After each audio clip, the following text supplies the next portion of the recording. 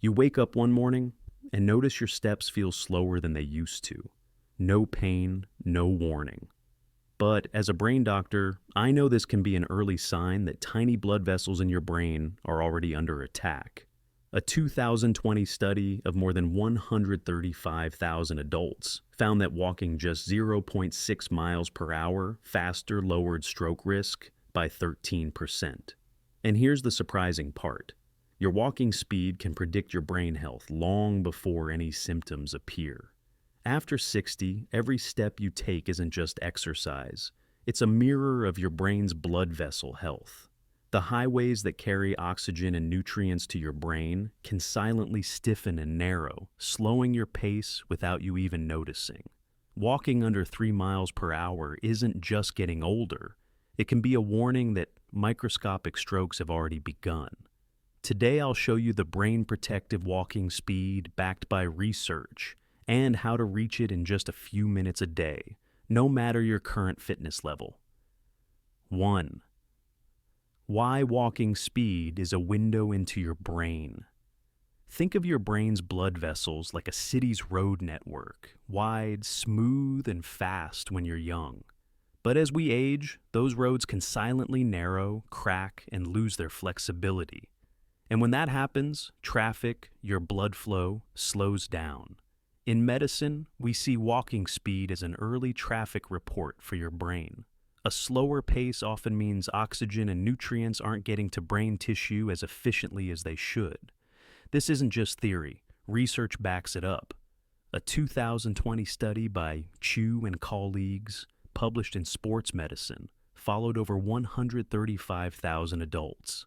They found that the fastest walkers, averaging just 3.5 miles per hour, had a 44% lower risk of stroke than the slowest walkers, who average 1.6 miles per hour. Even a small bump in speed, about half a mile per hour, cut stroke risk by 13%.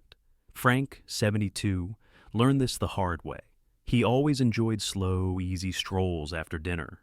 But during a routine health screening, a nurse clocked his pace at just 2 miles per hour. She suggested he get his blood vessels checked. The tests showed early damage to tiny arteries in his brain, something he'd never felt. Within weeks of adding short bursts of brisk walking to his daily routine, his pace improved, and so did his stamina and mental sharpness. If you want to check your own brain speed, here's a quick test. Set a timer for 15 seconds, count your steps, and multiply by 4.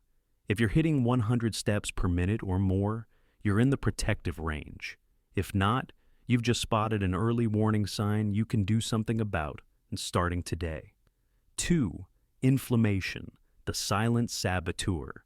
Here's the surprising part I mentioned. Slow walking isn't just about weak muscles or stiff joints. It can actually reveal something far more dangerous simmering beneath the surface. Chronic inflammation. Inside your body, inflammation is like rust on a metal pipe, slowly eating away at the lining of your blood vessels. And when those vessels are in your brain, that rust can trigger microscopic strokes you might never feel, until your balance, memory, or independence starts to slip.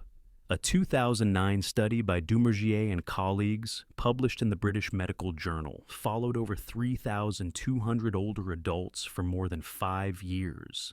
They found that slow walkers had almost 3 times the risk of dying from cardiovascular disease, and inflammation was a key part of the equation.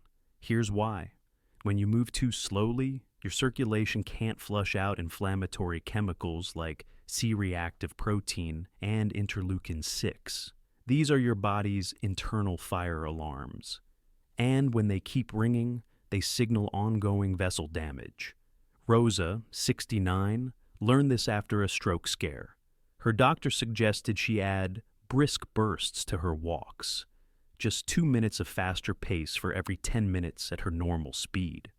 Within a month, her blood work showed lower inflammatory markers, and she noticed she could carry groceries up the front steps without pausing for breath.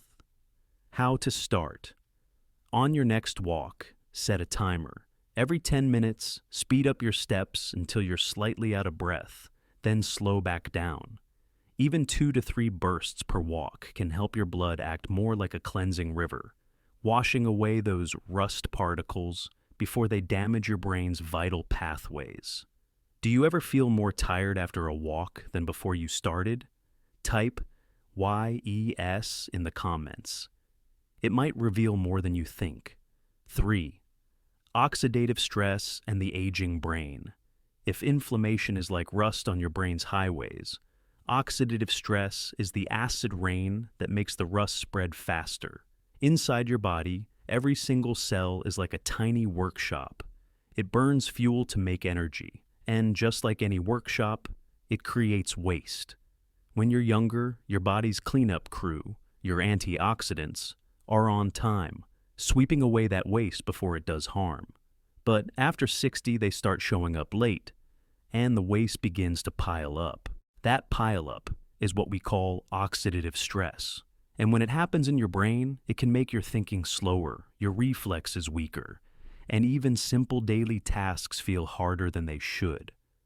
One long-term study from the University of Pittsburgh followed over 4,200 older adults for 10 years. Those who walked faster than 3 miles per hour had half the risk of heart disease, stroke, and other major events compared to slower walkers. Researchers believe a big part of that protection comes from keeping oxidative stress low. Jim, 70, used to take one slow lap around his block each morning. His doctor suggested breaking that into 3 10-minute brisk walks a day. At first, it felt like overkill, but within 6 weeks he noticed something strange. Names came to him faster, the morning fog cleared, and even his handwriting got steadier. If 30 minutes all at once feels like too much, try the triple tens. 3 short, brisk walks at a pace where you can still talk, but you'd be a little too winded to sing. Think of it as sending your cleanup crew out 3 times a day to keep the city, your brain, running smoothly. And here's the thing. What happens inside your heart when you do this may be the most important brain protective shift of all. 4. The hormone connection. Cardiac output and circulation. Here's what most people don't realize. Your walking pace isn't just about your legs or your lungs. It's about the power of your heart as a pump and the signals it sends to your brain. When you walk briskly, your heart pushes blood with more force through your arteries. That extra push not only feeds your brain cells more oxygen, it also triggers the release of nitric oxide, a molecule your body naturally makes less of after 60. Think of nitric oxide as the oil that keeps your blood vessels smooth and flexible. Without it, those vessels stiffen, your blood pressure creeps up, and circulation to the brain starts to weaken. A major review of cardiac function studies found a direct link.